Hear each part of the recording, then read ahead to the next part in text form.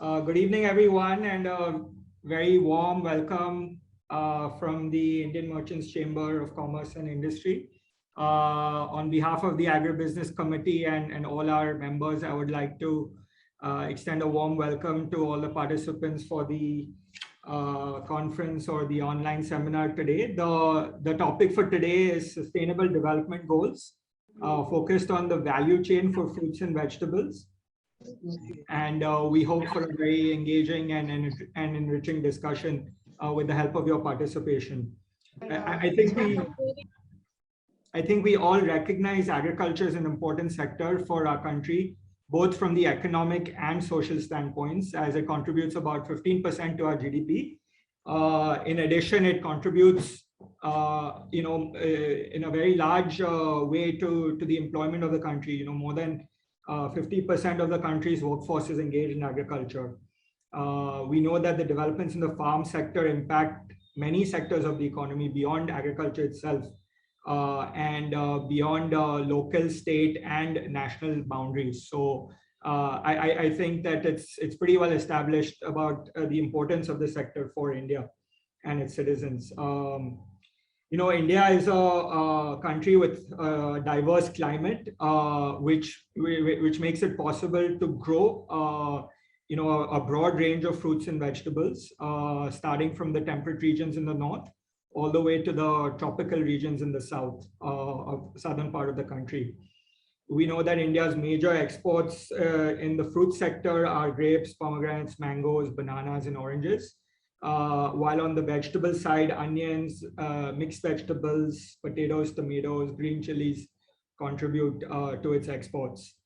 It's the second largest producer, having an export value of approximately 10,000 crores worth of fruit exports, which is made up of about 5,000 crores of fruits and about 5,000 crores of vegetables. As a country, and with a growing consciousness amongst our citizens of health related diets, I think there is more and more emphasis towards consumption of fruits and vegetables. And as a country with growing per capita income, I think this will continue to take on greater importance, which positions the sector for good growth, but also responsibility to service this demand going forward. Although we are a large producer of many fruits and vegetables, there still exists a huge gap between the per capita demand and supply. And one factor contributing to this is the enormous waste during the post-harvest parts of the supply chain. This starts from improper handling of the fruit post-harvest, lack of a cold chain for the produce to be stored in, and then of course more sophisticated storage facilities in different parts of the country. Added to this is the problem of a lack of processing, which only increases the level of wastage. I think these are all problems, but at the same time tremendous opportunities that we as entrepreneurs and part of the business community can look forward to solving, and at the same time creating organizations that can create sustainable value and take everyone along in the value chain. I firmly believe that the fruit and vegetable sector can generate a high return relative to some of the other crops that we work with. Helping us decrease poverty rates, increase incomes of poor farmers. Supply chain efficiencies can be boosted with the infusion of appropriate technology and a well-established link between the producers of these fruits and vegetables and consumers through an organized supply chain can ensure better prices, more demand-linked production of fruits and vegetables rather than a production-oriented approach. There is an urgent need to streamline these supply chains to optimize these cycles and cut waste, both at the retail level as well as the farmer level, and develop models which can work both, for not just the consumer, but also the supply chain participants and the farmers. And eventually our goal would be to create a system which is Atmanirbhar for India, and eventually create an export base to service consumers around the world. To discuss these very important topics, we have assembled an erudite panel of experts.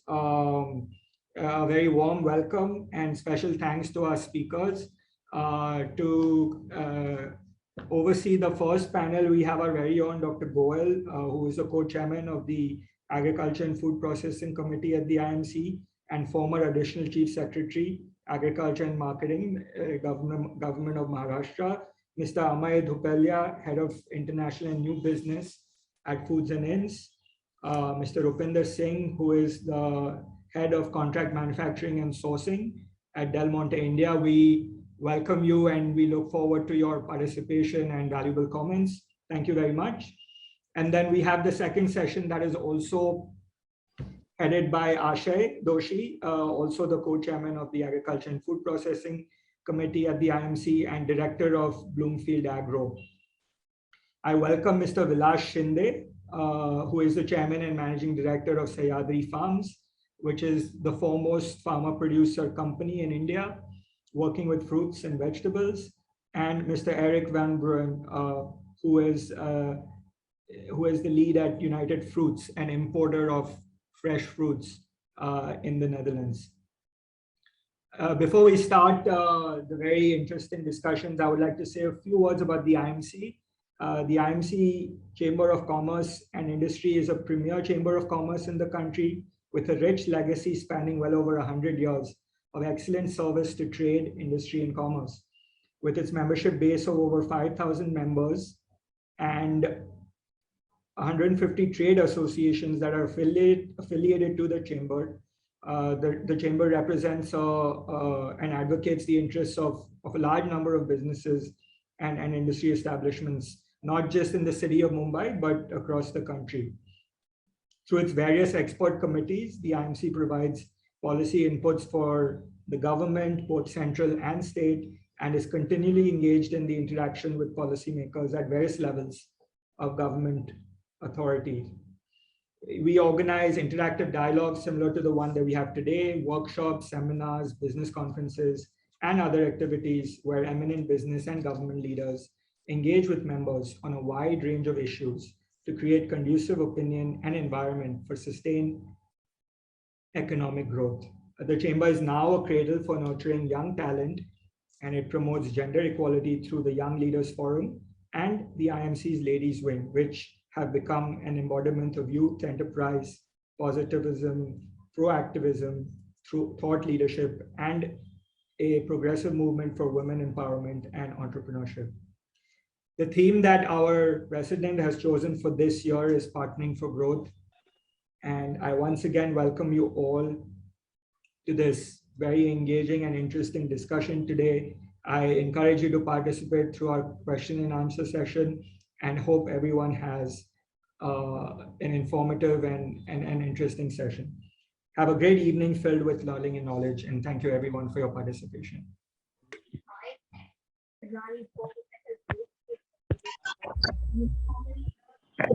Thank you, Ashish. And Dr. Goel, if you can get started with the food processing. Yeah, great. I think the rest of the speakers can mute. Thanks very much, Ashish. You have made my life easy. You have already introduced the subject, and also you have introduced the speakers. So I will skip that part. I will straight away come to the theme. Now, sustainable development goals by itself is a very difficult proposition, even for those sectors where it is well known, it is being debated, energy, and we are already heading in the country. Food processing sector per se, when we talk of very large mass of producers who are emitting about 25% of greenhouse gases in agriculture, that becomes a difficult challenge to meet with. At the same time, when you have a huge waste, about 1/3 of the food being wasted globally, then if someone asks the industry that you will have to work in the food processing industry, keeping sustainable development goals in mind. Concepts like carbon neutral, talking about conservation of water. You ask the industry fellows, you will find the answers would be varying, and it is difficult. But the great thing for today's panel is the Amey and Upinder both have shown what is impossible possible, and that is something they will be sharing with us. Amey is well known in this field, 50 years of a illustrious journey of foods and inns. Their website says probably it is on lower side, $60 million of turnover, 500 employees, second largest exporter of the processed food, and they are engaged with 10,000 farmers. The most important part, and which appealed me, 1,000 of them have been certified in terms of doing the sustainable agriculture part. So Amey, I just want to understand from you, when you have these global challenges in food processing sector, what is that you have done and what kind of magic you have brought in into this field that you are able to maintain both sides? On one side, a growing a sector in food processing, your growing presence in the market, at the same time keeping in view that the sustainable development goals are nearly achieved. Amey. Thank you, Dr. Goyal, and also the IMC team and all the attendees for giving me the opportunity to come back and be part of this engaging forum. Obviously, this is a very riveting discussion. It is something we all need to partake in. It is not a one-stop solution in terms of one company leading it. It's a culmination of all of us coming together, and most importantly, getting support from expert committees like the IMC as well as the government. And I think the government has to play a key role here. I think overall, in terms of the food processing sector, it is absolutely sunrise. It moves well with the demographics of the country as well. And I like to look at it in simple numbers and case studies as well. We have 1.3 billion people eating 3 times a day. That's 4 billion meals a day. There's a lot of opportunity. There's a lot to do. It has to be really amplified in terms of value creation, a culmination of all of us coming together as well. Now, we have been trying to push sustainability as an agenda. Dr. Goyal, as you said absolutely correctly, it's extremely challenging to do. It's very easy to sit in a panel like this or in an AC office and talk about sustainability, but to go on the ground and do it, and I'm sure my co-panelists would agree with me as well. I just want to highlight a couple of challenges where we see to actually achieve sustainability. And I want to do that maybe through case studies. And this is through conversations I'm having with my end consumers. First is definitely uplifting farmer welfare. Now, when I say farmer welfare, I'm going directly to the source. I do not believe as a company or as a country, we can forward integrate if we do not efficiently backward integrate. So for us to go into new markets, may it be Australia, New Zealand, Africa, and give them more value additive products, we first need to build a farmer base. We have scaled up from 10,000 to about 35,000 direct farmers, mostly smallholder farmers that we work with. Unfortunately, there's not much we're doing on uplifting farmer welfare. It's quite broad. When I break it down, it's more into how do we give them better living incomes, better wages, help them with sustainability, help them with building farmer resilience as a whole.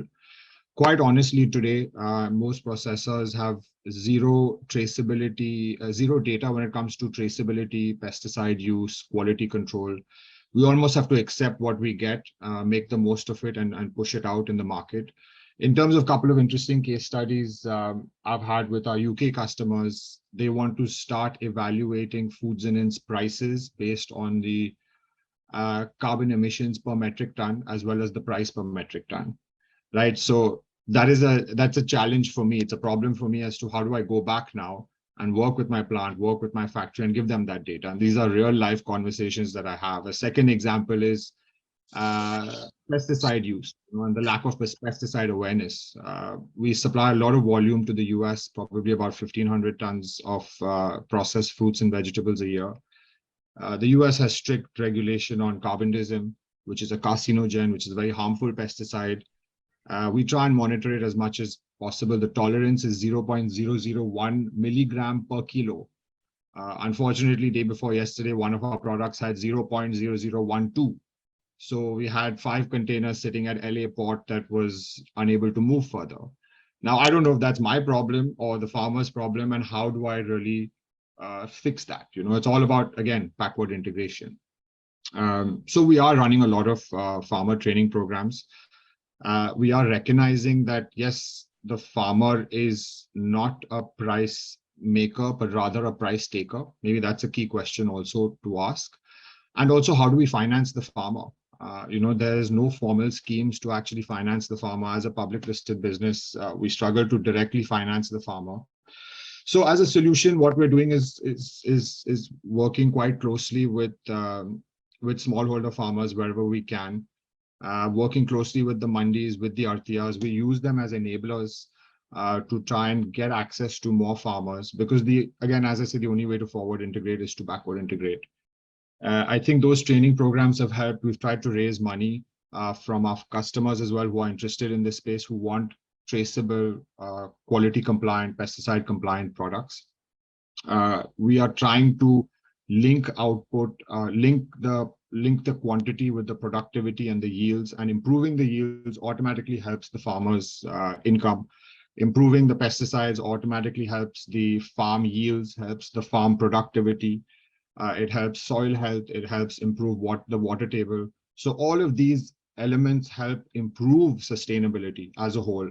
And that's how we go about certifying these farmers, and now moving to almost 20,000 farmers that are SAI certified. And we are providing sustainable, traceable fruit to our customers. So that's a couple, maybe a niche example of the challenges we're facing, the opportunities that we're trying to put in place. But again, we need to do a lot more work. We need a lot more help and support from our customers as well. So hopefully that gives a bit of a summary, Dr. Goyal. Thank you. Great. So good news is that you are not alone in this fight. Government side by side, you may have very negative opinion of government, as the entire industry sector has. But I would say that Prime Minister Krishi Sampada Yojana, Prime Minister formalization of micro enterprise, now potential, this PLI scheme, that may be for the industry, but there are parallel schemes which are being run where you can join hands with the farmers, where in the back end you need not spend your money. That is something which is to be provided by the World Bank, then ADB, and there are schemes like Smart, Magnet, Pokra. These may look like black and white for you for the time being, but we can sit together and find out how the industry can join hands with the farmers in the back end to meet your challenges in the front end. And that is something which can be done. So I will now switch over to Rupinder, the great organization Del Monte. They are doing great work in when they have their organization Del Monte Pacific Limited, along with they have joined hands with Bharti. You are providing Italian, Spanish, Chinese cuisines, ketchup, juices, dried fruits, and so on. And your unit at Hosur is great in Tamil Nadu, very close to Bangalore. And that is something which is bringing out all those sustainability disciplines for which Del Monte is known. So Rupinder, I just want to understand from you two parts. Contract manufacturing is your forte, and you're also working on sourcing.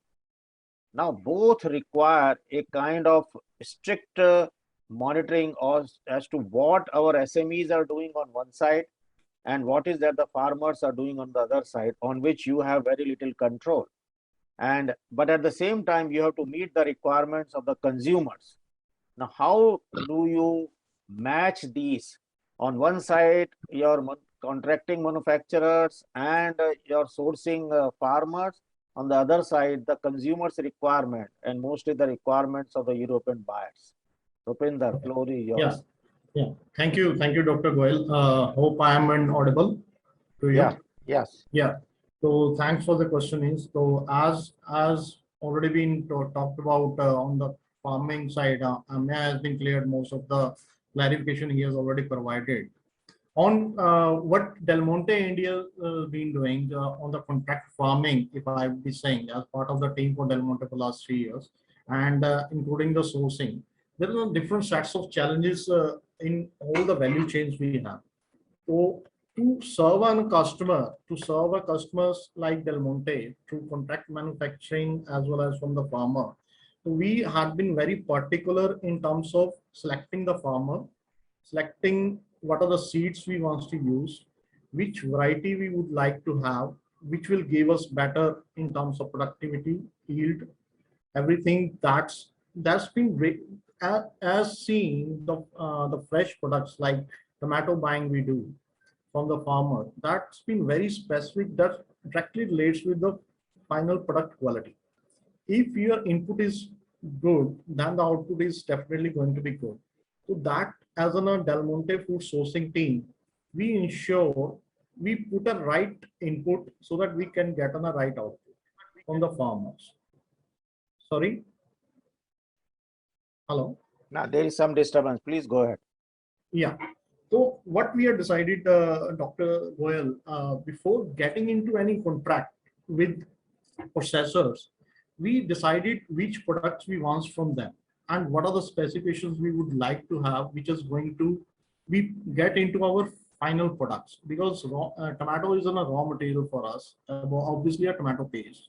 So we selected those farmers who has vast experience into the tomato tomato sowing, tomato growing. Those farmers we selected in particular belts. Apart from this, what we do with the farmers, we do have on a contract with specific seeds. We ask them to sow it for us with the specific timeline and quality specification also share with them. If the fruit would have that kind of breaks, colors, that they need to ensure. So either the yield probably will be on the lower side when it comes onto the, I would be saying on the plucking side, if the yield definitely would be lower, but farmer ensures the supply to Del Monte processor would be as per the specification issued to them. So they would not mix and match with the product. That's been ensured by our agri team, which was earlier part of our agri team, but now the things has been moved. They moved to the other organization. That's been taken care. What are the products getting from farms to the plant? That's been ensured by the team deputed by Del Monte at the farm level also. It's not that we accept the material and we do reject the material. We also would like to have farmers' concerns in terms of transportation costs, because whatever the farmer sends to us in a plant, that's been already approved by us. Not to much that extent that can be rejected by the processor. Some in and out would definitely will be there, 1 or 2%. That can be taken care by the farmers. But we ensure the farmer would not get much impacted by the rejection at the farm, because they had been directed and guided by us while sowing the product, while plucking the product, what are the product they submitted as a samples to us. That's what we do as a contract farming. And on the sourcing part, we do the sourcing as we expected our finished good product to be intact, because the this is not on a static market, it's a dynamic market, because the farmer would also have the cushions with them. If we don't have the contract farming with them, that they can sell that material to mandis also, the local mandi. If there is no yield comes, there is no definitely no monsoon definitely impact, which has impacted us badly for last 2 years, continuously for 2 years. We are badly impacted by the monsoon. So that help us through the contract farming with freezing the rates with them with the appropriate quality what we desired from them. So that's the basic fundas and agreements we do with the farmers as well as the processors also. If I'm being able to answer you on the farmer side, then I'll go to the processor side. With the processor who do processing for us, we had a separate agreement with them that what are the what are the quality they would be accepting at the plant, because it's been a mutual agreement between the farmer, the company Del Monte as well as the processors, that this would be the foods comes with these specifications. This is approved at an approved rate, at approved quality specification, accepted by the processor. Because what had happened at the processor end, we had been very particular on the cost side of per kg of the product we manufactured at the processor, and we give some conversion costs to them on the per kg basis. If the fruit doesn't come as expected by the processor, then their revenue will be gone drastically down, because they will not getting the yield from the input product what they decide. Because if I give an example, on tomato paste, we always been having a one numbers as per the industrial standard is 14% yield. We should get it from 7 kg of tomato should give us 1 kg of tomato paste. So that's basically impacting the processor if they're not getting 1 kg from 7 kg tomatoes. So that's the agreement alignment we have, and this is that conversion being phased with them. So that's the simple business models we work on, having contact. What we have done good thing in terms of the integrating farmers, not to that extent, but for last 2 years we start processing by our own. We indigenize some of the product which has only been manufactured abroad. So we getting some tomato paste, specific Coast tomato paste is named of the product. We buy it from USA. So fortunately for us, we able to crack it in India just 2 years back with our one of the processor in Punjab. So the specification and the product which that has been desired a minimum color of 2, and in Indian monsoon the specification of color is not been meeting. Amia can also add into it because we associated with food and aid. So the color of fruit is not as expected. So it will definitely impact the overall cost. And subsequently, we are not able to produce the finished good, which we have to produce it to export from India, manufactured in Hasur plant and export to India. That can be manufactured only with the tomato paste, which has the color minimum value with 2. And that's only be possible if we have a backward integration with the farmers, with our expectations very clear to them. And because the farmer, why they want to associate it with them, because Del Monte has the expertise in to guide them, which seed will benefit them, how much the yield percentage from per acre they will get. Either they will get 20 ton per acre, either they will get 25 ton per acre. So that will really help them to have a yield production in yield increase, as well as the productivity. The third thing, why they are want to associate with Del Monte in terms of the sustainability, in terms of their revenues from Del Monte. So on the payment terms, in terms of they will be getting their commercial settlement, they have the agreed rate with us, and they will put on a specific farmer. If I would be saying example on a larger farmer who has a land of 200 acre and they are only into tomato growing. So we associated with them, not only for 200 acres, we ask them to have fixed 50% of the capacity with us with these seeds, and we will pick up all the materials from you at the fixed rate. Because as soon as we having an agreement with them, we have been ensuring that our supplies are intact, our quality will be there, because we will not want to go to mandis, because we don't want to go into a sport mine. Sometime not. Majorly these things has been happened if we are not doing any contract farming with the larger farmers, as well as of the smaller farmer also. As on a back-end plan, what we do, instead of only going with the larger frame farmers, we also having small scale farmers with us who help us to pinch in the supplies interruptions. If there is a supply interruption, they can give us small quantity, even a truck of 10 metric ton, even a truck of 15 metric ton, they can supply us. So to capture the value chain from farm to processing and get a finished product, it needs a thorough supply chain to keep plant running. Because why I'm saying this plan, this thing, because some of the key farmer who has a major yield, they can provide us 100 metric ton in a day. Because there is no plucking time, it just takes time. The plucking is done in night and the supplies make happen in the morning. So we ensure the supplies from each farmer as per their capacities to be maintained. If you have to run a plant of 200 metric ton per day as the processors needed, we would have that in our stock. So we cannot afford shutdown of the plant in between to maintain their processing cost intact, as well as the farmers to be very comfortable, but their capability to. So that's the way we work on the simple model.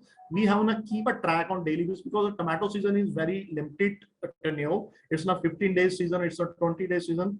If I would be spoken about South Belt, we have a 45 days, and in the West also we have a 45-day season, but in the northern part of India, we have only 15 season, 15 to 20 days max. So that's why we track from farmers to the processor end. And Great. keeping first thing in mind, we cannot compromise on the quality aspects because it's impacting our finished good product.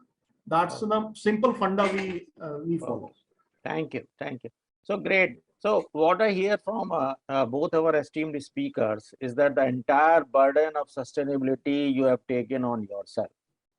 You are burdening your industry with this additional cost of reaching out to the farmers and reaching out to the processors, and you have not thought about in what way this burden can be shared with the other players in the value chain, including governments.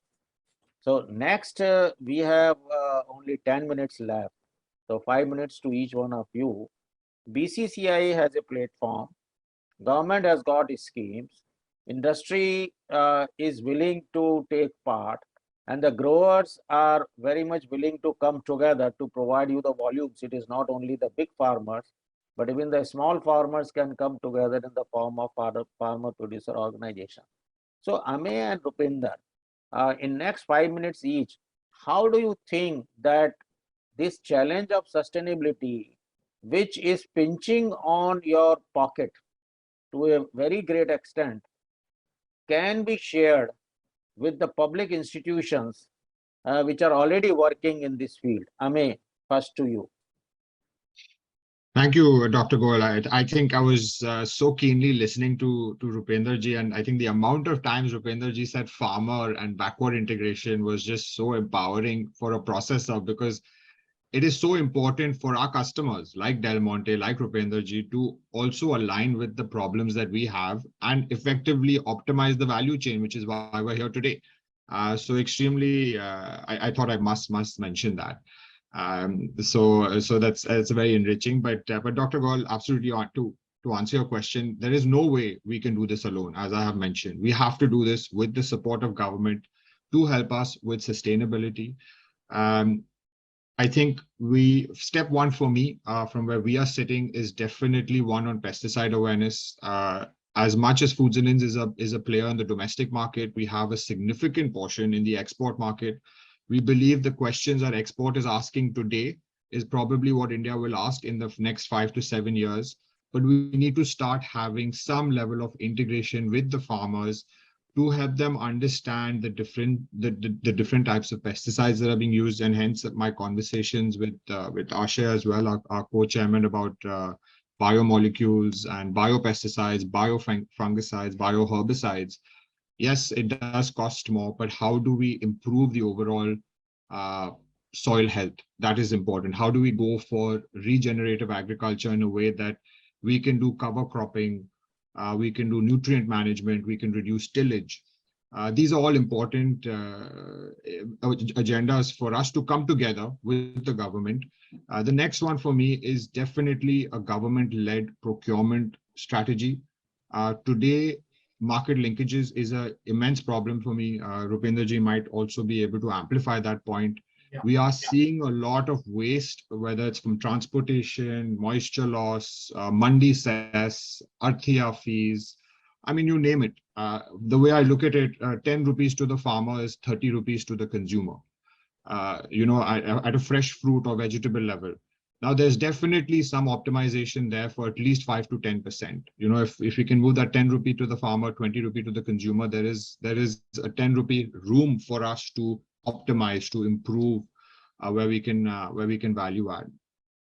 These are the two areas where I see that the government needs to help us. And again, case studies, real case studies. Amul is such a fabulous example. Maybe with government support, with minimal technology, they've been able to backward integrate immensely. They collect more than 2 crore liters of milk every single day. And if they were a public listed company, they would probably be bigger than Nestle and Unilever in India today. But part of the reason why they're so big is because they have the largest pool of milk farmers, which is effectively backward integration. They have been doing this for decades on end. And they're a case study for all of us, big and small, how to get there. And it's fantastic they've done this themselves. But now we need to use that model and really scale it up. We need to use technology, enable technology where we can, and create a moat for India, not just for processors or farmers, but for India. We are exporting maybe under $2 billion of horticultural products, being the second largest producer of fruit and veg in the world. We should be doing north of $60-70 billion of exports as a country. So we're extremely poor when it comes to numbers in terms of exports, in terms of market traction, and hence the white space. But again, we need the government support, and those are the two ways I look at it. Great. So this is something on which we can work together on BCCI platform. That is why this platform has been opened. Rupinder, your 5 minutes. We have just 5 minutes left. Yes, sir. Yes. Thanks, Samya, to highlight the things. The same thing. I would be saying we in India, we should work on the macro level thinking, right? So we have a micro environment as well as a macro environment into the food industries, as well as the agriculture community. In the micro environment, what we do, we are having a competition in between the farmers who was based out in India only. So there is a farmer in the southern part of belt of India, in the northern part of belt of India. They have an internal competition in between. So it's not been static, it's been dynamic, and we have to embrace this change. It has to be embraced by us. What my thought process is to what we should have, as Emma is already added on the government help, our farmers should be being helped by the government so that they can compete with the abroad farmers, because then there is no slightly change comes in our Indian farmers. Because if I give an example in Del Monte, Philippines, we have one product, an exceptional product, and the pineapple from Philippines can't be matched in across world. So we have been tried out to do it in India, but we are not able to crack that because the taste and the product, what their farmers been doing, our Indian farmer cannot get into those kind of pictures as of now. So my suggestion here should be these kinds of conversations along with the higher farmer organizations has to be get it with the Indian government also, so that they can be get well trained on what other peoples have been doing, not in India, what abroad farmers have been doing. Why we are not able to crack that in India? Even if I've been saying Vietnam has been very well known for their rice industry. Even India is a larger producer of rice, but we are not able to crack the cost because Vietnam been using different technologies. I don't know what the technology they have been using, but they are far ahead in terms of the costing. Even our rice is very far away in terms of quality, but we cannot match the cost of Vietnam rice in India. So that's the things I would like. My thought is, one is help me so that we can help you out. So that should be my way to tell to the government, help us so that we can help you out to get into the next step in our journey. That would be my submission, Dr. Goyal. Oh, great. So I can only say from my experience in government for more than 30 years in agriculture that it is doable. There seems to be a lot of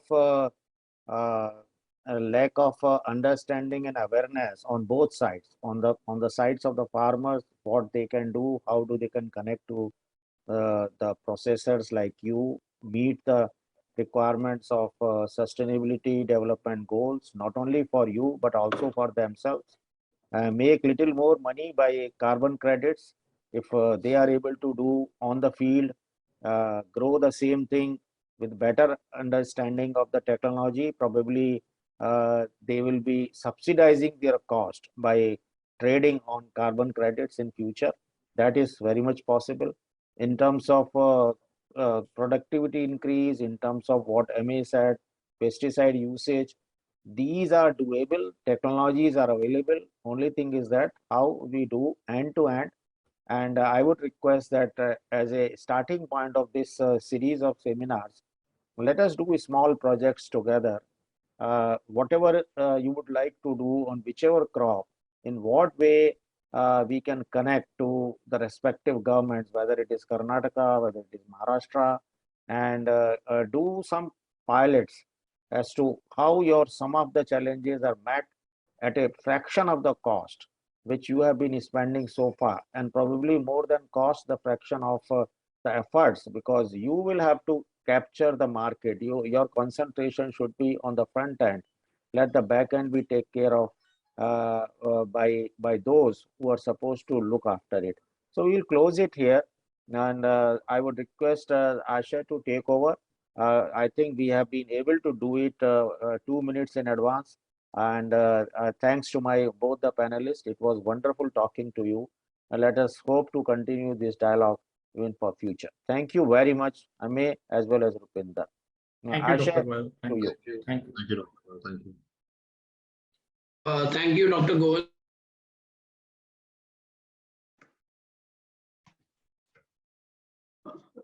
Thank you, Dr. Goel. Thank you, Ameya, and thank you, Rupinder ji, for your extremely valuable inputs. Ameya, great points around, working around soil to customer kind of approach, where, we've not been able to fully give that attention. So hopefully we can work together as IMC as well as through our private efforts to make that happen. And Rupinder ji, on your end, great points around, the seeds, input level quality as well as output level management. I think that is key. So thanks for that.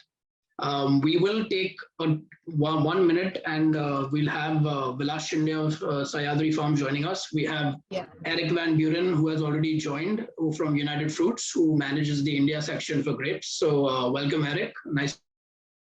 Thank you, Ashay. Thank you very much. Good to be there. Yes, and we have Vilas Shinde ji has also joined. I believe his video is just is just starting. So I'll just give a quick.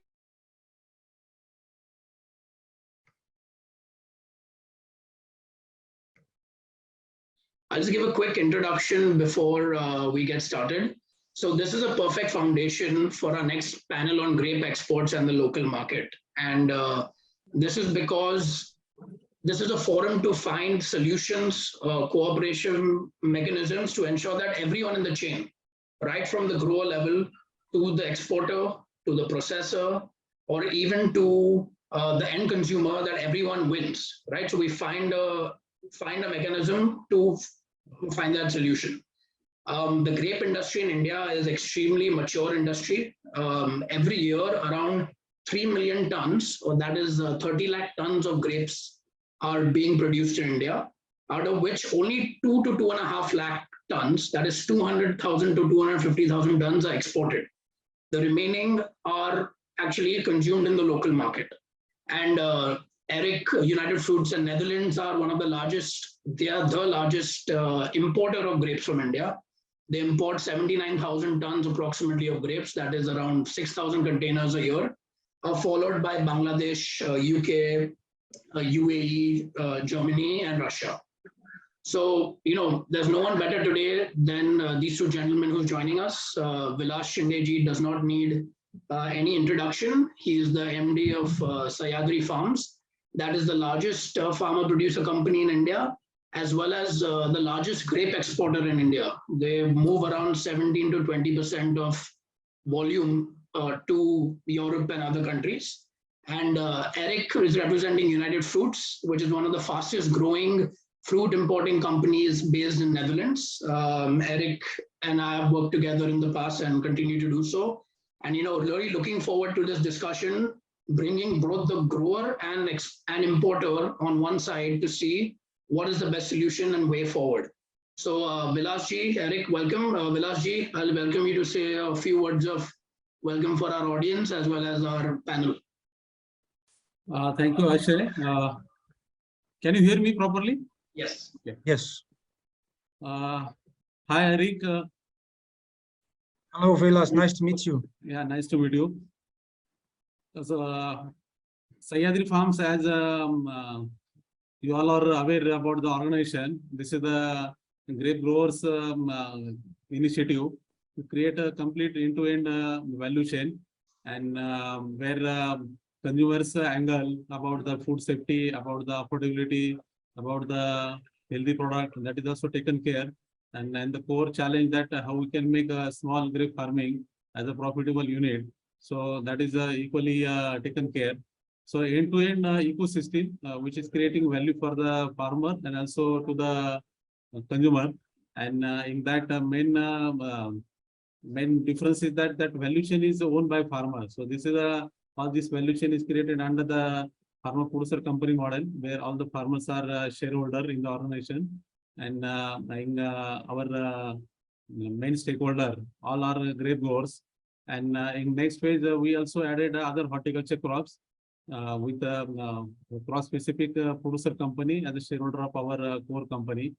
So Sahyadri is now owned by 726 grape growers and 44 crop-specific farmer producer companies from different horticulture crops. So in that, along with grapes, we are having pomegranate, banana, mango. Now recently we have added citrus, and then 2 vegetable crops, tomato and sweet corn. So in all these crops, the thought is that like milk, how we can create this all efficiency at a different level, at farm level, at post-harvest level, and at market level, and also how we can standardize the product for the global customer, whether we are selling in Indian market or in the global market, but that product should be with the global standard. So that is Sahyadri's thought. Great. Thank you so much, Vilasji. And Eric, just a quick introduction for you and United Foods before we jump into the grape export and local industry. We are United Fruits, located in Holland, in the hub Barendrecht, where most of the fruit has been brought to and sold from. We are doing for several years the India grape import, growing in that, and we don't really work with contracts on India grapes, but we try to find the best solution. But because we have the cooperation with supermarkets, with the open market, with the special stores, the wholesales, from that we try to move on. Our associated partner in India is Bloomfield, and together in close cooperation we try to find whatever best is possible for everybody involved. Great. Thank you, Eric and Vilasji, for the introduction, and we'll jump straight in for the grape exporter and the local side. So Vilasji, first question to you. This past season, 2021 to 22, was relatively tough for grape exporters. We saw freight costs that increased from $2,500 a container in 2019 to $7,200 in 2022. So all the unit margins and profit sharing actually went to the shipping lines, and a lot of the grape exporters and growers suffered. So on your end, Vilasji, what is the biggest challenges do you see that facing the grape industry, and what was your outlook for this season and the coming season?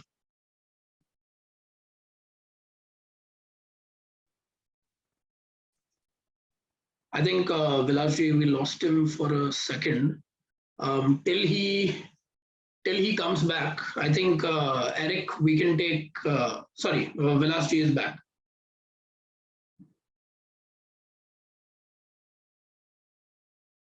Vilasji, can you hear us?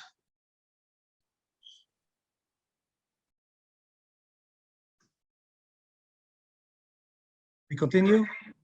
Yes. So Anita, just please keep a watch on Vilasji entering the chat again, and you can switch on the video.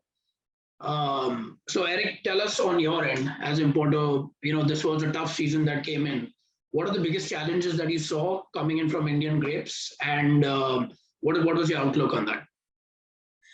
You already mentioned the biggest one, which is the freight rates, which were so up and high that was impossible to cope with. Actually, no one could influence except the freight shipment itself, which in my belief should go down to a normal rate that everybody can work on. The other biggest challenge is, like every year, the big amount of grapes, the many exporters and the many importers who are influencing the market individual and are not really cooperating or doing anything that will help the market survive. The volume is the biggest issue, is the biggest challenge. Got it. Thanks, Eric. And Vilasji, would you like to respond to that in terms of, so we were discussing that this year for 2021-22 was very tough for grape growers and exporters because of high volumes and high freight rates. So what is the biggest challenge at the grower level that you're seeing?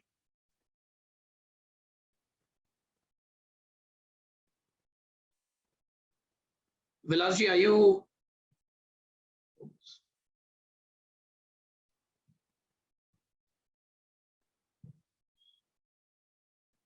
I think he's on mute.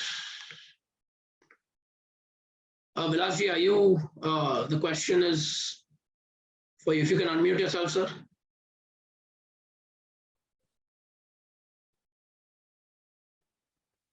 There is some technical issue at his end. Okay. Okay. We'll just give him 1 second to come back.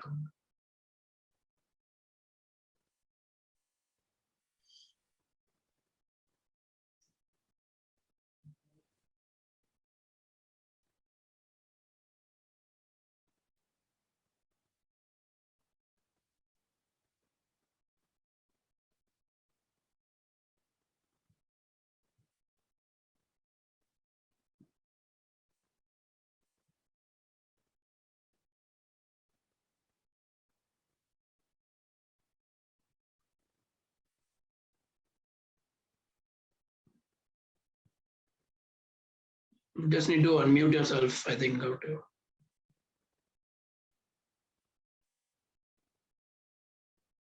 Anita, have you given everyone access to unmute themselves? Can you press unmute for Shubhangi's login? I think there is some issue.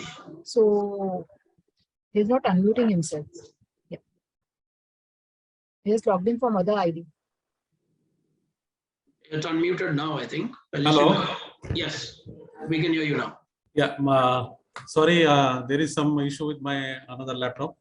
Okay, sorry, I missed the last conversion. Yes, so Vilasji, the question was, this year was a tough season for grape exporters and growers, primarily, as Eric mentioned, because of high freight rates and plus high volumes coming from India. So on the grower level, what was the biggest challenges you saw and what was your outlook on that? See, Indian grape industry has two challenges. One is on the main on variety side. If you see in total export, about 95% our export is in white seedless category, and only 5% we have color grapes. And in that also we have sold red grapes around 2% and 3% in a mixed format. And the average weekly demand of European market is around 500 containers for white seedless. Yeah. So against that, we are doing more than 700 to 800 containers per week. So it's around 30 to 40% volume. We are loading for us around 7 to 8 weeks. So that is creating pressure specifically on white seedless grapes prices. And for that, we have challenge from the production side, as our 90% production is under white seedless grapes and 10% only is under color grapes. And in that also just 2% is red grapes and 8% is black seedless. So one side demand is increasing for the color grapes. European market trend, if you see in last 20 years, it has shifted from white to the color grapes. Now in Europe market, color grapes demand is around almost 50%. Eric can confirm the number, but as per my understanding, so the demand is moving towards color grapes, and against that, Indian farmers, they have not shifted towards that grape production, and yes, that is because of the limitation on the variety side also. We have the traditional varieties in red grapes like Flame, which is not that much having better shelf life, or also having some production related challenges in case of some unseasonal rain. Also black varieties, our Indian varieties are not that much having the sweetness or having the shelf life. So that are some challenges in color grapes. So that issue we need to address with the right variety introduction for the Indian growers. And second is then the increasing cost on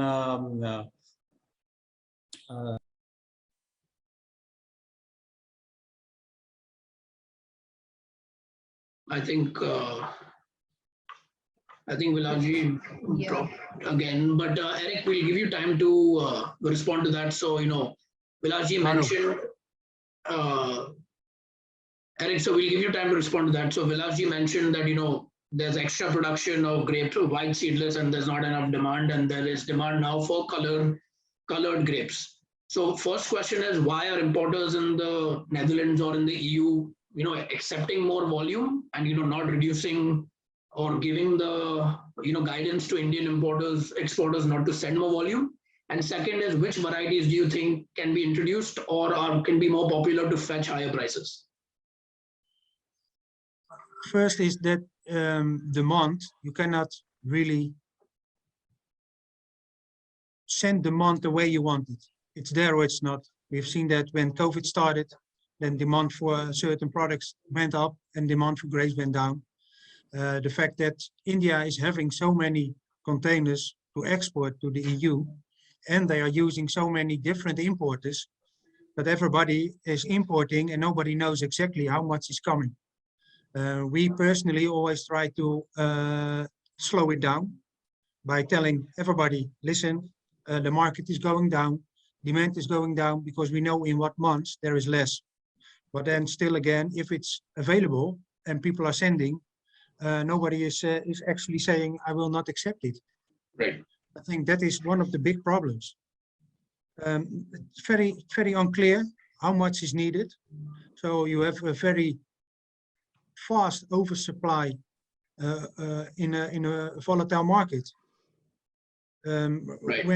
When the supermarkets are starting with their programs, and when they know when they will make a very special action in the supermarket itself, then you can use more grapes. Right. But you never know upfront what is happening. In Holland, not only in Holland, but in Europe, there's also a big thing.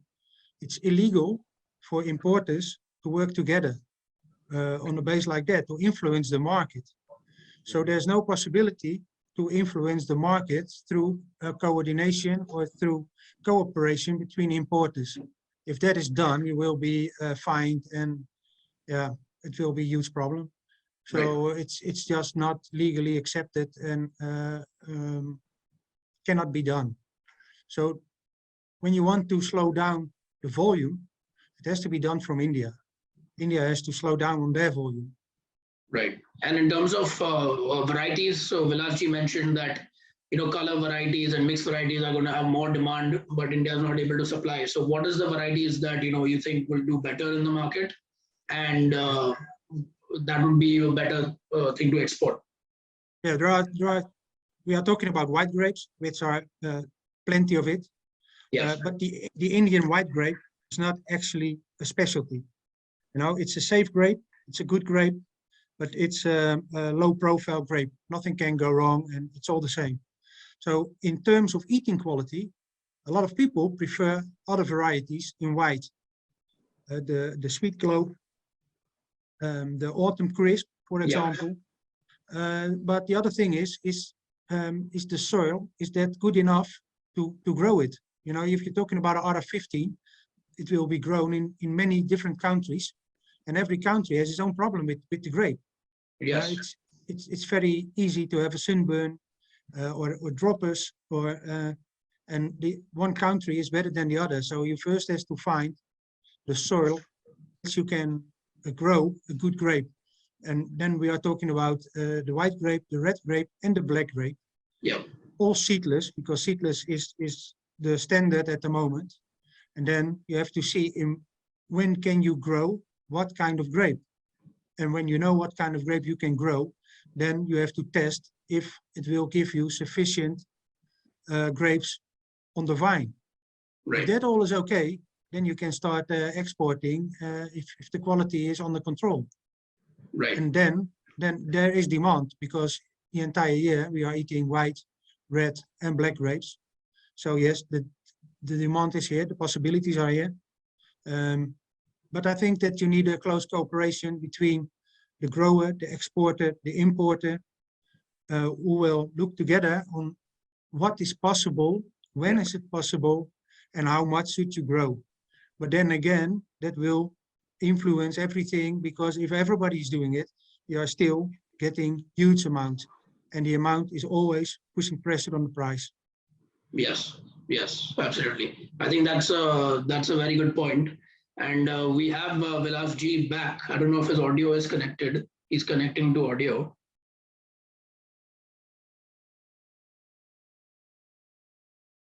I don't think the audio. Vilas G, can you hear us? Can you? I think there's still audio connection there. So Eric, you mentioned on the, volume control and the quality and the different varieties. So if that is achieved to a certain level where you have different varieties, less Thompson seedless white and more mixed variety, you think Indian grapes in the EU will have MGP and other cost covering for Indian growers that today is not present because of the high volumes? You can't guarantee the end price. So do you think that can be a possibility there? Yeah, but that's the thing about the market in the EU. The market in the EU is driven by demand and supply. If there's oversupply, then there will be a lower price. The legislation is made, so people will not interfere with that. The liberation in the EU is about the market to be controlled by itself and not by the government. Yes. So having that said, there is no possibility to influence a market. Everything can influence it. Now there's a war going on very close by. Yeah. That has influence on everything. Even the ship last year who blocked the Suez Channel, that was a big influence because prices went up. Yes. As supply was low. Yeah, a lot of long story short is that we just don't have the possibility to influence a price in the EU. The only people who can make a price is a supermarket directly, but that means that you will lose the high parts of the market, and when the market is really low, the supermarkets will take less as well and maybe buy at a cheaper price on the open market. So then you lose on both sides. You will lose the high price and you will lose the volume when it's a low price. Noted. And Vilasji, we were just talking about, if you can hear us now, we were talking about with Eric on how if the variety and the volume is controlled from India, can there be more cost covering for growers and MGP, which doesn't exist for all exporters right now?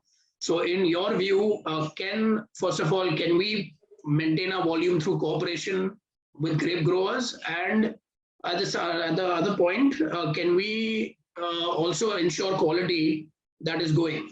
So Vilasji, your response to that. Sorry, I'm not getting your voice clearly. I don't understand what is the issue. Continuous rain is happening in our area, so because of that, maybe network is an issue. So what you said, the quality is a issue around Indian grapes, correct? No. So around that, what are the measures we are taking? Yes, quality and volume control.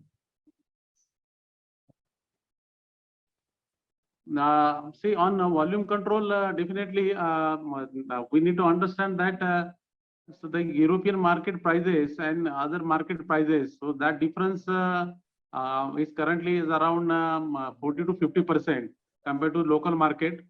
So that when we are getting around from 50 rupees to 60 rupees for Indian grapes in Europe market, during same period, domestic market is paying around 30 rupees to 35 rupees. So that the additional premium, the 10-15 rupees, that is attracting people to send fruit to the Europe market. But as we know, Indian market size itself is around 5 to 6 times of Europe market. Yes. And in Indian market, if we'll market the that same quality grapes with the right marketing campaign approach with proper brand strategy, so in Indian market is also ready to pay the same price, and that we are experiencing already on other fruits like apple, kiwi, and even the citrus and other imported fruit.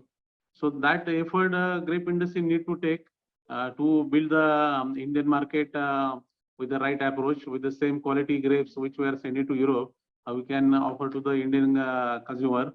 So there, then definitely grower will get same price in domestic market, and then that will reduce the pressure on Europe market. So I think that step we need to take immediately. Another step is the Indian market with the proper storage facility. If we can extend the grape selling season instead of 3 months, if we can extend it to the 6 months, and that will also reduce the pressure during the peak harvesting period. So I think these two things will help to reduce volume pressure on Europe market side. Another thing, when we'll shift to the color grapes, so automatically that white grapes additional volume that can be reduced. So I think next 2-3 years, the grape industry is moving on this direction. And on the quality side, I think that if you see the last history, the Indian grape is having better shelf life compared to Chilean and South African grapes because of the unique climate in Nasik area. During the flowering horizon stage, we have a cold climate, and then after horizon stage, temperature starts going up. So because of this nature, we are getting better shelf life to our grapes, specifically to the Indian grapes. So that is our historical observation. Last 3 years, because of the this climate change effect, we have issue with the shelf life. So that shelf life is having issue. So the reason is that the sufficient sunlight we are not getting to grape wine during all this all the grape development stage. So that grape is looking very good on the wine. In Pacos also it looks better, but after 1 month, then that grape condition is not that much good. So I think that issue is also is addressed properly with the better variety with the better shelf life, better extended storage life. So that is the right approach. And currently, with the next 2-3 years for the coming season, so the right grape selection with the how we can have average grape harvest yield per acre instead of 12 ton. If we'll keep 8 to 10 ton only on the wine. Yes. So that considering the wine sale. So I think then with the 20% less yield, we can have better shelf life and also better standard on the conditions side. Yes, I think so that's at Sahyadri, we are now creating that strategy that for all our growers, we are giving the same message that quality or specifically the arrival condition, that is now a major concern for us. We have already set standards for the food safety things, but on the arrival side, if we want to get success, so we have to do this strategy, 10%, 20% less yield, and also right time harvest. So how we can harvest the fruit at right maturity stage, how we can pre-cool it as fast as possible, so that the post-service operation there we need to give more attention for the next 2-3 years for Thompson, and parallelly we need to shift to other varieties. So that is a strategy. Yes, that's a great point, Vilasji. Thanks for that. But one follow-up question to that. So Sahyadri is doing these education and farmer outreach and awareness programs. What can be done to have broader training for grape growers and exporters around this input management, quality, so that the market in Europe is not flooded by the lower quality? How can we do this at a bigger stage? No, at Sahyadri, we have a continuous campaign on the quality improvement side, and also on the right practices considering the end product improvement. So that is continuously happening within our Sahyadri farmers group. We have along with our core farmer members, we have now 14 our zone-wise farmer producer companies, and every company is having around 300 grape farmers as a shareholder. So altogether, Sahyadri is having around 7,000 grape farmers as a member in our organization, and all these 14 zone-wise companies. So independently, they are running campaign at their zone level, and at core company level, we have our digital platform. Also, our farm operation team We have R&D team. Then through all these 7,000 farmers, we have created 3 committees. One is at farm operation support committee. Second is R&D development committee. Third is post-harvest and marketing committee. And all these committees are formed with the farmers' participation and also the expert in every committee. So regular interaction is happening on the current issues, last year's all our experiences, and on that basis, then all the schedule are redesigned with all the past years learning, and also considering this year's target, so that the protocol, standardized protocol, so that is shared with all the members, and then the support on the daily basis. If you see because of our digital platform, so daily basis, all the farmers, they are connected with the farm operation team and with the committee members, and that interaction is giving the right advice to the farmer member at the right time. So I think that process is already happening in grape industry with the other groups also. And the grape, the MRDVS, our core grower organization. So they're also taking the regular seminars on all these current topics. So I think compared to any other grape growers, they are much aware about their challenges. Yes. And that because of that social media platform, so regular interaction is happening on the grape grower side.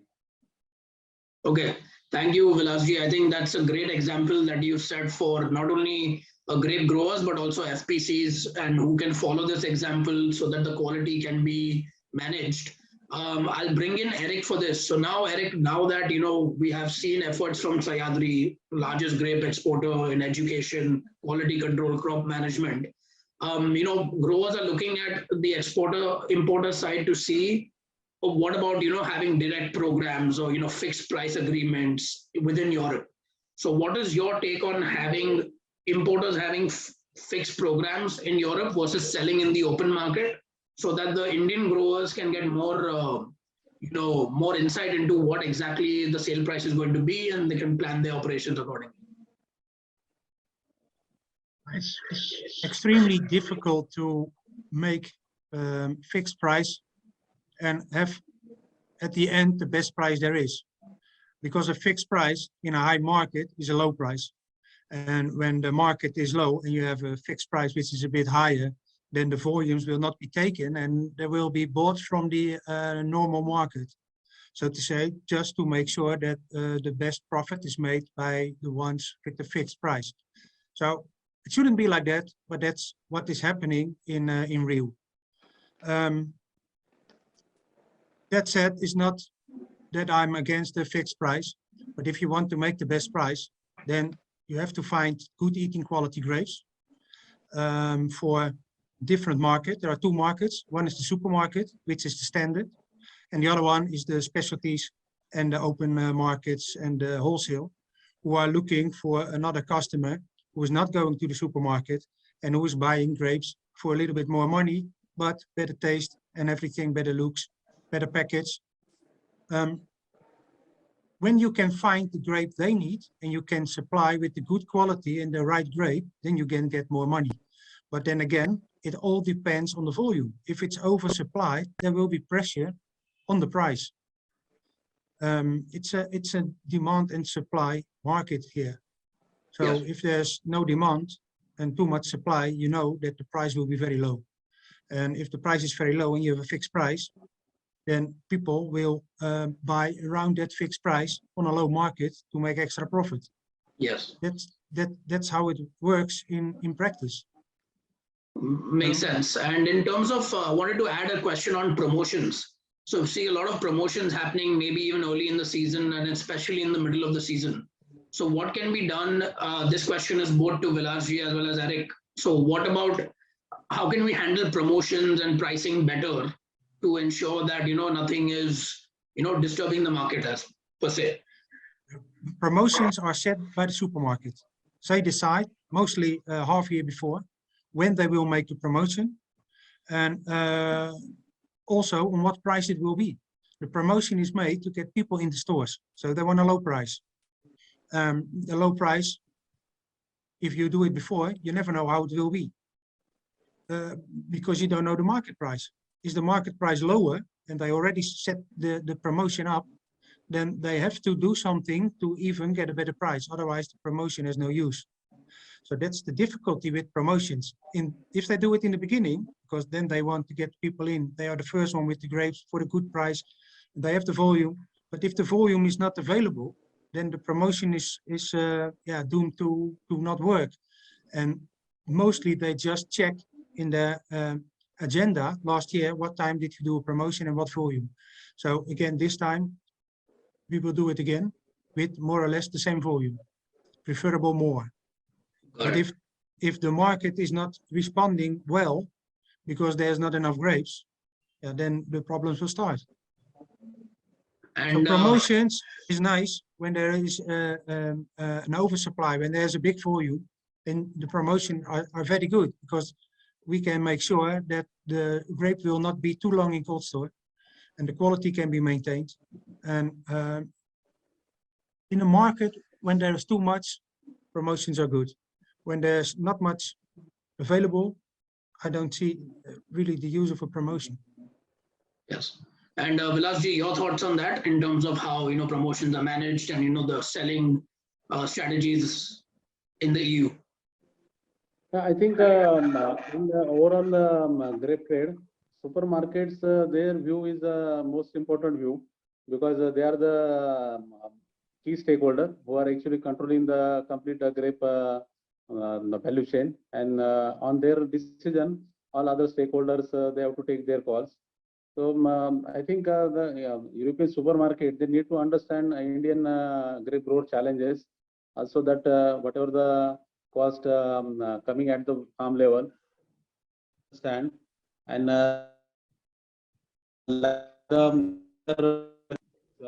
on the ethical trade side, that all the stakeholders, our workers and all other support stakeholders, they should get the right fair return.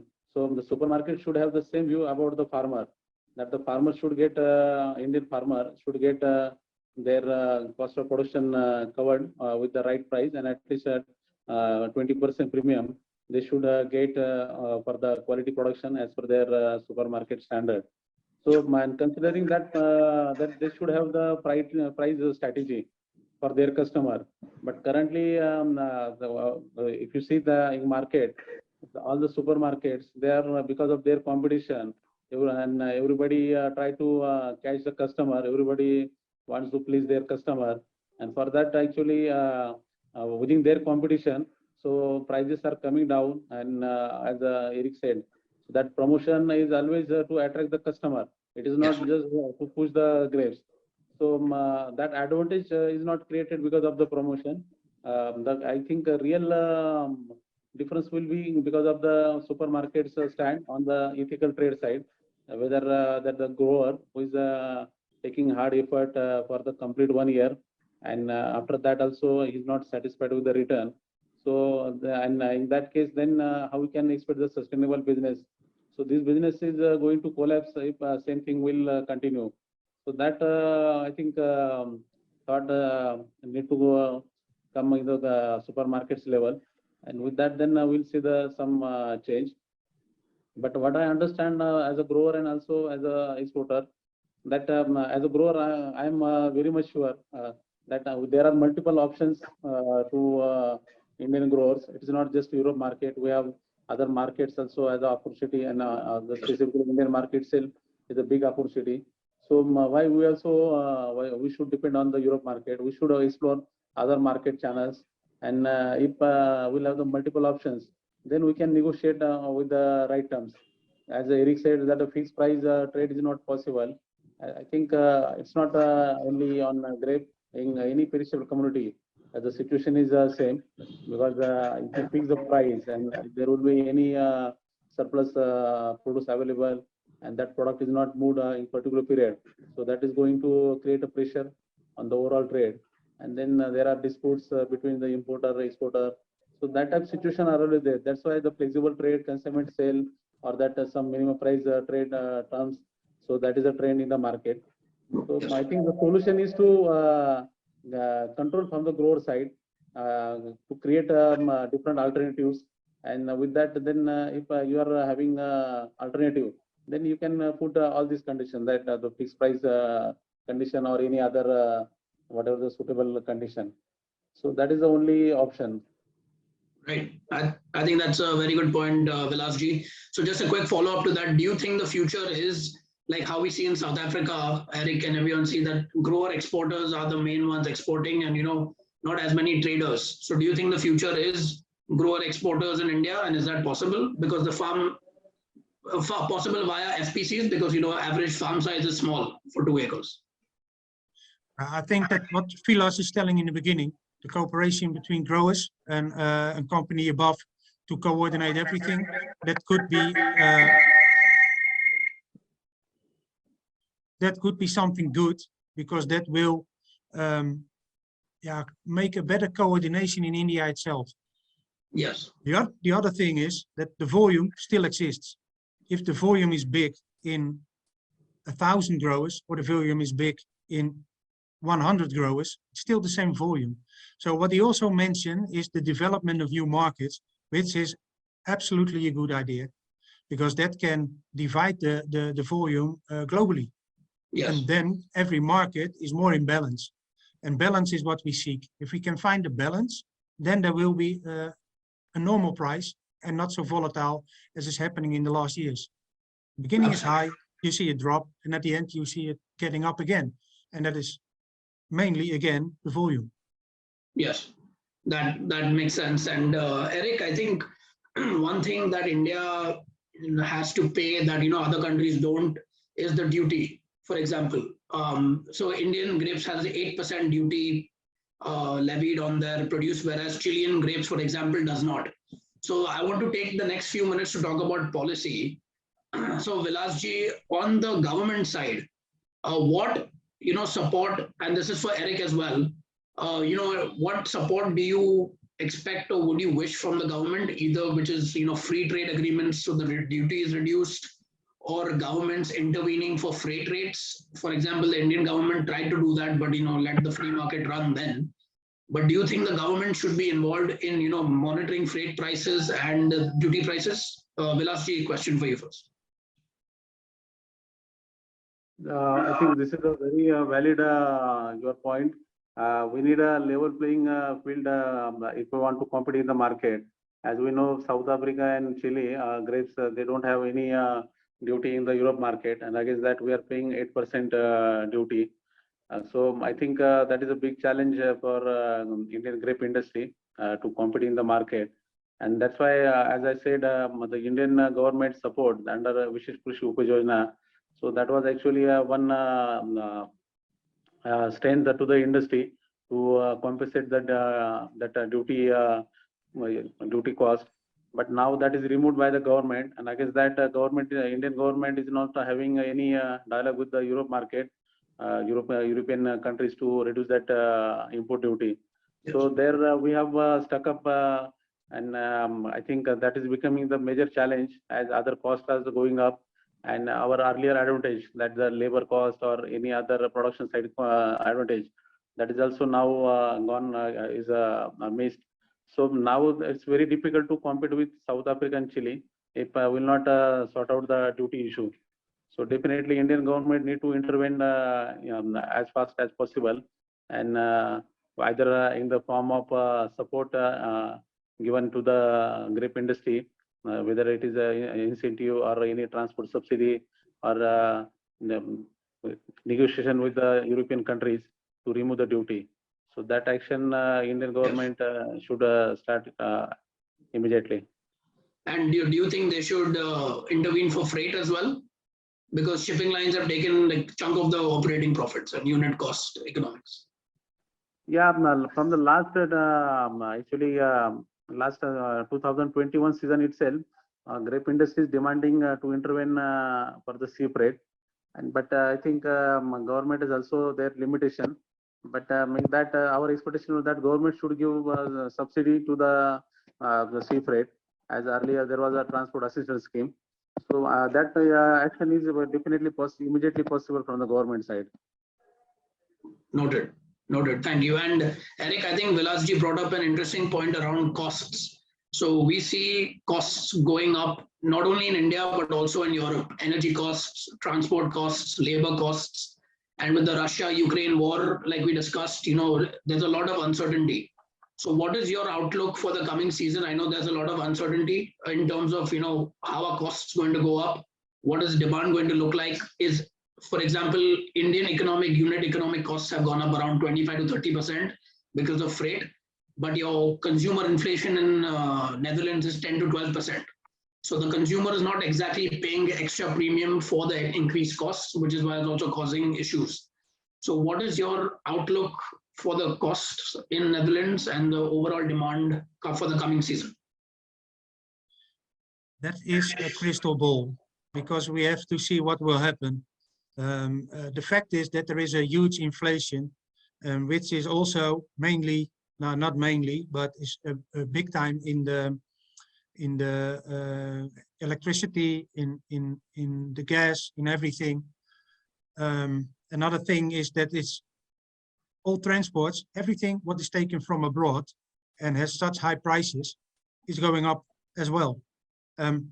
Price for the grapes when we looked at it in other years, it was probably better, but with higher costs didn't make any difference at all for nobody. When we're talking about import duties, the import duties has always been there, but that is something that it's on a political level, which has to be discussed between the EU and India. The fact that we can't compete with South Africa and Chilean grapes, it's a little bit different, because we are competing with a Thomson Seedless from India to Sweet Globe or Autumn Crisp or whatever in the end of the season from South Africa and Chile. So that is not comparable. So if you want to compete, it's not only about costs, it's also about quality. It's about using the right grape and using the right documentation like social. The fact that it's so fragmented in India, all growers, and they don't unite. And I think for Vilas is different, because he has a cooperation for years, but others are selling from one exporter to another. And one exporter, he wants the social documentation, the other one doesn't. So there's no use for the grower to make sure he is he has the social certification ready for whatever is happening. But we see in Europe that people are asking more and more for it. Especially the supermarkets. So that means that if you don't have it, you cannot really supply the bigger supermarkets which you want to supply. That leaves a bigger chunk of India grapes on an open market without any certification, which will push the price again. And then in terms of inflation and everything, it's just up to the consumer what he wants to pay for for a grape. I mean, if you have to choose, do you choose grapes or do you choose citrus? We have to see. It's very difficult. I'm sure that there will be effect in the market due to the high pricing from freight and from electricity. But we have to see how it will develop. What are the people willing to pay? What are they doing? But that is the future. Will the inflation be stopped? Will it go down? It's all a bit fuzzy at the moment, and we have to see what is happening in the future. Noted. And Vilasji, what is Sahyadri's outlook for the coming season, and what is the planning, given there are so many uncertainties in Europe and globally with the war and inflation and costs going up? So the coming season definitely will be a challenging season because of the last 3 years of the created pressure. Plus the climate, I think this year's climate is worse than last 3 years climate. Every year that is becoming the more and more worse. So I think we'll have the challenge on the right quality product availability, and also on that managing all the cost. So as a Sahyadri, we are having the same expected volume, because as Sahyadri, all growers, they are having export quality focused production. So definitely we have to sell all that grapes. So, but we'll not focus just on Europe market. We'll focus on other market also. So our plan is to divert grapes to other markets also, and to develop other markets with full focus. So with that, we'll reduce the pressure on Europe market, and we'll also manage to move all the our plan volume. So that is a coming year's coming season strategy. And on Europe market, we also have thought that to reduce the cost in better way, if it is possible to set up our team on Europe market side. So just to take care of all the right quality arrivals, inspections, and if there will be any issue, how we can sort that issue immediately at the time of arrival. So that plan is there to improve operations in better way.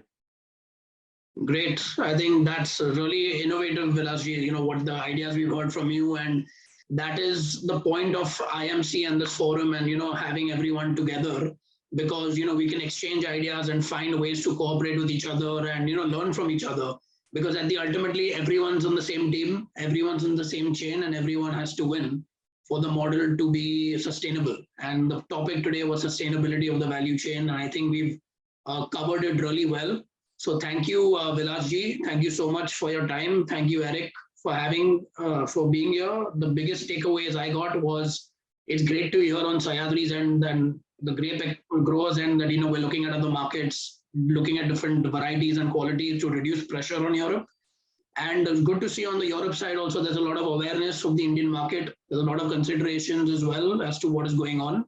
And together, if we cooperate, you know, we can take this forward. So Dr. Goel, and Ashish, if you're on, I'll just welcome you to say a quick thank you to our participants and thank you to everyone who's attended today. It was a great session. So over to you, Ashish and Dr. Goel. Thank you, Ashay. Thank you, Vilas. It was a pleasure to be here. Thank you, Eric. Thank you, Ashay. Yeah, I just like to thank everyone again for participating on behalf of the IMC Agribusiness Committee and the Indian Merchants Chamber. And I'm sure this has been quite helpful for all the participants and set some ideas into the minds of exporters and importers and farmers as well. So I hope we can continue to do sessions like this and have more discussions around topics that can contribute to the development of agriculture in India and also explore export markets. So thank you once again. And I'd like to also thank our team internally, Anita and the rest of the IMC staff for helping arranging this session, and all the participants again for participating and spending their valuable time. Thank you once again, and have a great evening and week ahead. Thank you very much. Thank you. Bye-bye. Thank you.